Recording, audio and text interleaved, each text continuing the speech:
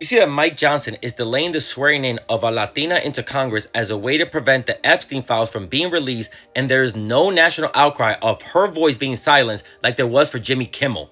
So Mike Johnson is delaying the swearing in of Adelita Grijalva, who is Arizona's first Latina elected to Congress.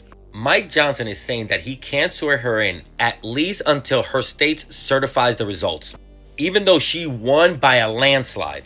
Even though Mike Johnson swore in another Democrat, James Walkinshaw, who is also voting to release the Epstein files, he was sworn in just 24 hours after he won his election. But the results weren't finalized in that election either. Mike Johnson keeps moving the goalposts on when he will swear in Representative Adelita. At first, he said she could be sworn in October 7th, which is when Congress comes back from its break. But then he changed the date to maybe October 14th, which is when the state is supposed to certify the election. And most recently, he said that perhaps late October is the earliest she could be sworn in. All of this to protect pedophiles, because Adelita will be the 218th vote needed to release the Epstein files. And it's really upsetting to me that there isn't a national outcry over a Latina's voice being silenced, particularly a future congressional representative like there was for Jimmy Kimmel. The world was up in arms when Jimmy was suspended for the things he said.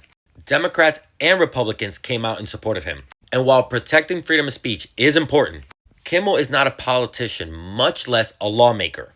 But still, people from both sides of the aisle came out to protect him. But there isn't the same national outcry for a duly elected Latina being silenced. A Latina whose deciding vote can finally bring all of the Epstein files to light.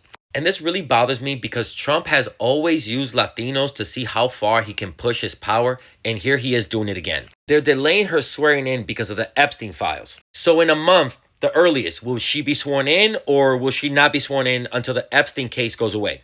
What about the next Democrat elected to Congress? Will he or she be sworn in if they don't vote in a way that Trump or MAGA likes?